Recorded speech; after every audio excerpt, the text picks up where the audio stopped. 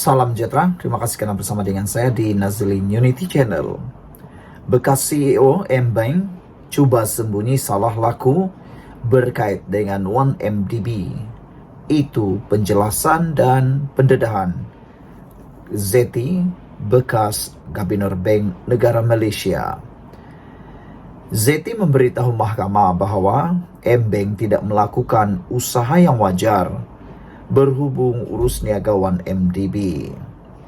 Bekas Ketua Pegawai Eksekutif M-Bank Ashok Ramamurthy cuba menyembunyikan salah laku ketika menerajui bank itu menurut bekas Gubernur Bank Negara Malaysia BNM Zeti Akhtar Aziz. Zeti yang merupakan saksi ke-46 pendakwaan pada perbicaraan 1MDB Najib Razak ditanya mengenai percanggahan antara kenyataannya dengan kenyataan Ashok mengenai pertemuan mereka untuk membincangkan pembukaan akaun M-Bank Najib. Ashok sebelum ini berkata beliau menghantar beberapa surat kepada Zeti untuk memaklumkannya mengenai dana yang masuk ke akaun Najib yang didakwa dari Arab Saudi. Bagaimanapun, ketika pemeriksaan semula oleh Timbalan Pendakwa Raya Ahmad Akram Garib hari ini, Zeti menafikan menerima maklumat itu. Ashok mahu menutup kesalahannya ketika menjadi CEO. Katanya ketika diperiksa semula oleh Akram lapor The Star. Zeti berkata, M-Bank tidak melakukan usaha wajar berhubung pelbagai transaksi melibatkan 1MDB serta transaksi palsu melibatkan Goodstar Ltd, syarikat milik ahli perniagaan dalam buruan Low Tech Jo atau Jolo. Zeti menegaskan ketika Ashok menjadi CEO, M-Bank dikenakan kompaun terbesar dalam sejarah perbankan Malaysia, iaitu denda sebanyak RM53.7 juta pada tahun 2015. Ashok dipercayai warga Australia menyertai M-Bank pada tahun 2007 sebagai Ketua Pegawai Kewangan sebelum dinaikkan pangkat menjadi CEO 5 tahun kemudian. Pada Januari 2015, beliau meletak jawatan sebagai pengarah urusan kumpulan bank itu.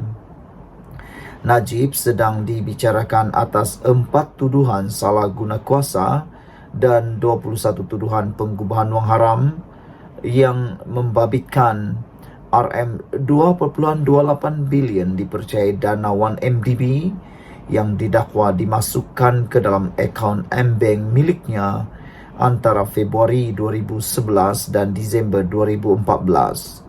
Selepas 235 hari membentangkan kes dan memanggil 50 saksi, pihak pendakwaan hari ini menutup kesnya dalam perbicaraan Najib.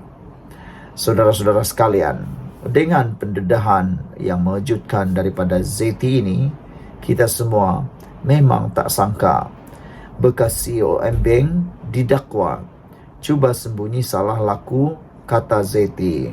Selain daripada itu, Zeti juga telah pun menafikan tentang menerima maklumat atau dokumen yang telah dinyatakan oleh Ashok. Ashok sebelum ini mendakwa beliau telah menghantar beberapa surat kepada Zeti untuk memaklumkan mengenai dana yang masuk ke akaun Najib yang didakwa dari Arab Saudi.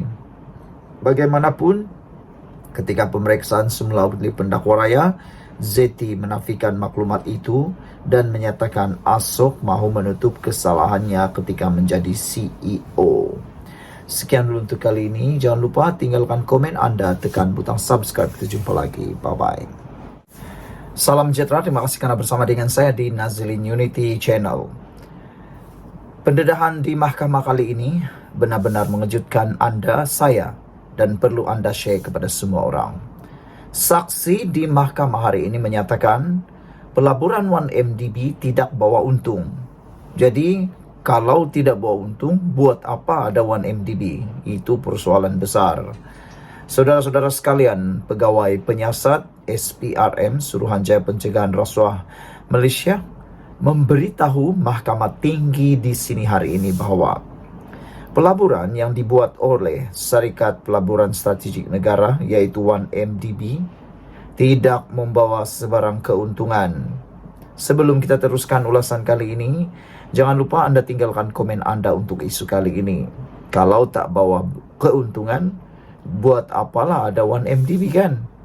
Saudara-saudara sekalian, pernyataan itu atau kenyataan itu dinyatakan penguasa kanan SPRM Nuraida Arifin 37 tahun ketika menyangkal cadangan Peguam Bela Wan Azwan Aiman Wan Fakarudin bahwa pelaburan 1MDB mendapat untung melalui pelaburan yang dibuatnya. Wan Azwan memberikan contoh antaranya pelaburan syarikat itu di dalam sektor tenaga melalui pengambil alihan jana kuasa yang membawa keuntungan. Peguam Bela itu turut mencadangkan bahawa pelaburan hartanah yang dibuat oleh 1MDB turut menjana keuntungan melalui pembinaan Menara Tun Razak Exchange TRX. Bagaimanapun, Nuraida yang tidak bersetuju dengan cadangan peguam menjelaskan, jana kuasa tenaga berkenan akhirnya dijual kepada syarikat dari China untuk melunaskan hutang 1MDB. Kata Nuraida, TRX pula bukan dibangunkan menggunakan duit pelaburan 1MDB seperti yang terdapat dalam perjanjian usaha sama pada peringkat awal. Sebaliknya, syarikat perlu mendapatkan pelaburan berasingan dengan mendapatkan syarikat lain untuk melabur bagi membangunkan menara terbabit. Malah katanya, hasil siasatan mendapati dana yang diperoleh untuk pembangunan TRX atau nama asalnya Kuala Lumpur International Financial District KLIFD telah diselewengkan dan pembangunan TRX sebenarnya dibiayai oleh pelabur asing. Pada prosiding hari ini, pembelaan selesai menyoal balas saksi penting pendakwaan itu selepas sesi soal balas berlangsung selama 16 hari. Peguam utama Tan Sri Muhammad Syafiee Abdullah memaklumkan pihaknya selesai menyoal balas saksi yang disambut oleh Hakim Datuk Collins Larkin Square. Ini suatu berita menggembirakan. Seterusnya, Nuraida diperiksa semula oleh Timbalan Pendakwa Raya Ahmad Akram Garib membabitkan dokumen bank melalui bantuan undang-undang bersama MLA dari Barbados, Singapura dan Hong Kong. Saksi itu berkata, beliau tersilap ketika mengemukakan salinan dokumen terbabit kepada mahkamah dan bukannya salinan asal kerana ia membabitkan dokumen terlalu banyak. Saksi turut menafikan mempunyai sebarang niat jahat.